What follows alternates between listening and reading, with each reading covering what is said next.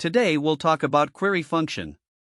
At least we'll start talking about it because the function is pretty intense and this will be just the beginning, probably the first one out of a series because it's probably going to be taken a long time to explain. So let's go ahead and get started. What does query function do? First of all, if you are familiar with SQL or what some people call SQL, then a lot of this is going to be pretty similar. Otherwise, just follow the videos and you'll figure out what's going on. Query function can do a lot, and in this video we'll just cover some bare basics of what it can do. What I'm going to do is just get started. I guess it's the best way. So usually you use query function when you have some sort of data and you want to extract either a part of that data or you want to do some sort of aggregate operation on it. So you want to sum something based on something else. So think about like a situation if some f's of pivot table, if you have a reused one of those function out, is it would be sort of similar. So I'm going to go under this tab called query, and data I'm going to be using is whatever is on this tab. So I'm going to go back to here and I'll go ahead and get started with my equals query function. And the first parameter is going to be the data. We'll be using the initial data is going to be this data on this tab. So I'm going to click here on the end of this data, then I'm going to do Ctrl Shift left and down arrow keys to highlight my data. So that's the data I'm going to use. I guess I'm just going to go ahead and hit F4 just for good practice. So comma, and then the next one is the actual query that you're going to run, which will be as a string. So that means we need to use quotes from both ends of that, and we'll get to that query, and that's where we're going to concentrate mostly. But finally there is also the last parameter, which is how many header rows your data has. Now in this particular case, if we look at our data, we have one top row that's our header row. So I'm going to provide one for my header row, close by function, and right here we are going to pass the query that we're going to use. So similar to SQL syntax, you're going to start with your select keyword, I guess that's what we're going to call this. And then we're going to say what do we want to return as an end result. So let's say what I want to return as an end result is the list of all brands and the sales column. So the brand is in E column, so I'm going to say select E and then comma, and then the sales is my F column. So I'm just going to stop at that. So I'm going to select E and F columns out of this data. I'm going to hit enter and let's give it a second, I guess. And there it is, that's my data. So basically I'm pulling that data out of that tab, and I only picked two columns out of that data by doing this. So what I'm actually going to do, I'm going to take this function out of this cell. Let's clear this out. And I'm going to actually place it starting here. Let's go ahead and get it to run. And what I really want to do, the reason I did this is instead of me going back to the actual function and trying to retrieve the actual query, I'm going to put my query over here and I'm simply going to link to it from my formula. So I'll just say my query is going to be this. We should get us the same result. And this way I can just type here without having to go back to the formula every time to update it. So far we just extracted two columns. So let's say I wanted to extract all the random sales for the year 2016. So the year is in our H column. What I can do, I can use this where statement. So I'm going to go back. I can here and I'll go back here and use my where statement. And the column I believe I said was age. And I'm going to say where age equals 2. And in single codes, I'm going to provide what it's going to be equal to. So I'm going to say should be equal to 2016. And in this particular case, because it's a number, I should be able to actually just not do those single codes and say equals 2016. So let's go ahead and try that. So there it is. So I was able to extract everything that is 2016 in this year. Now I'm curious what's going to happen if I actually do provide the single codes, meaning it's going to look as text. Let's see if we get anything. So we don't. So obviously it turns out the type of the data matters.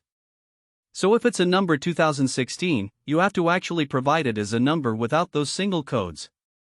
But if we were looking for text, we would have to provide single codes. So to give you an example of that, let's do something that's not a number. So this 2016 is what we have. Now let's say we want to pick everything that's from state of Illinois. So that D column, and we want to pick everything that's Illinois. Go back here. And instead of age, I'm going to say a D and it's the state of Illinois. So there we are. That's extract everything out of state of Illinois. The one problem is here we can't even tell if it's actually extracted into right things, since we're extracting Illinois, but we're not bringing that column in. So that Illinois column is column D. So let's also select that as a result.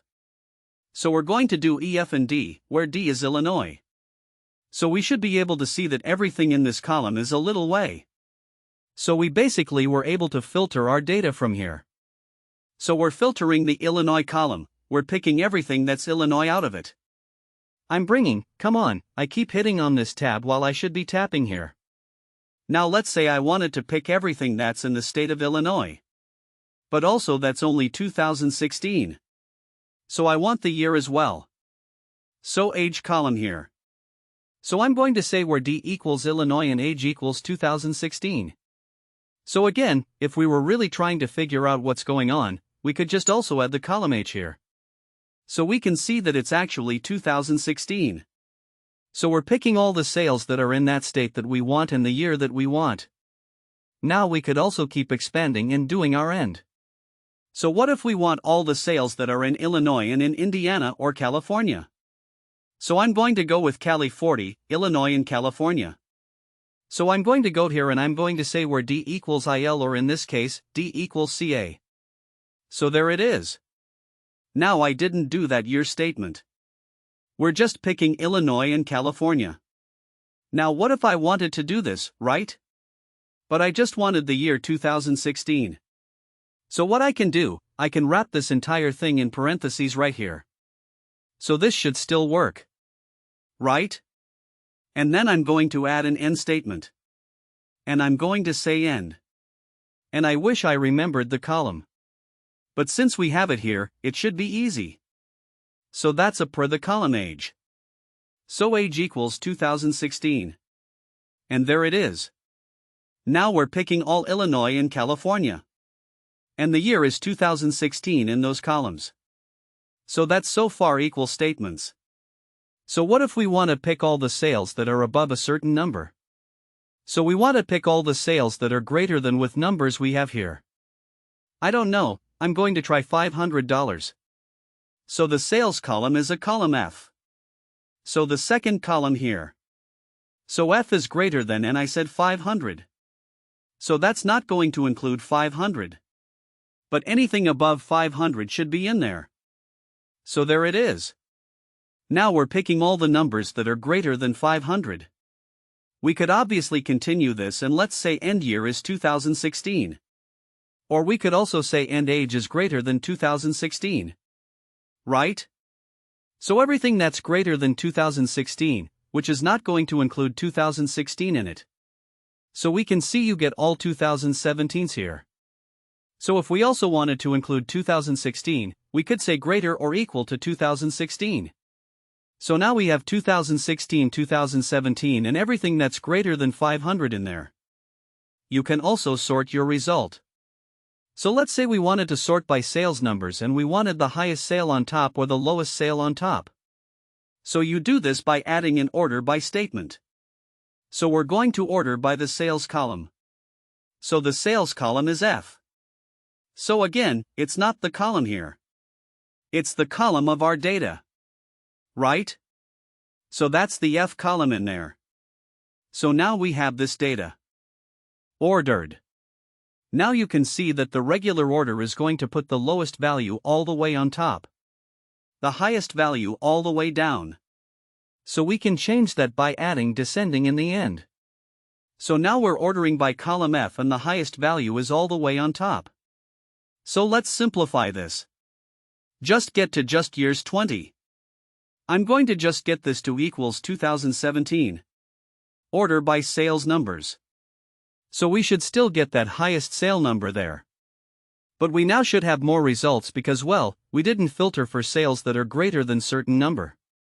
So we're going to still order by F. So let's say if you wanted to get the top 10 sales in 2017 and you don't want to get all these results, right? We just want to get the top 10. We could also use a limit close in the end, so we can say limit 10. So again, if you are familiar with SQL, none of this should be new to you. So that should make complete sense. So that's a top 10 results from 2017. High sale right there, right? And if you wanted to get the lowest 10 results, instead of sorting this descending, we could just do our regular sort, which will be our sending sort. So there it is. That's our lowest 10 numbers out there. So you can use your where close order by to order your data, where to filter your results. And finally, select which column you want returned. Okay, so let's move on. So the next one, let's see if I can find a good example to do some like statements. Yeah, we should be able to do this. So I'm going to do some like statements so you can see how that works. And usually that works if you're trying to find some text that contains something. So let's say I want something that includes Western in here. So that's essentially it's going to pick Midwestern. And it's going to pick what else, just Western, I guess. So both of them. So I'm going to go back here and I'm going to say where. And should probably return that column. So that's our C column. So let's make sure we return that column as well.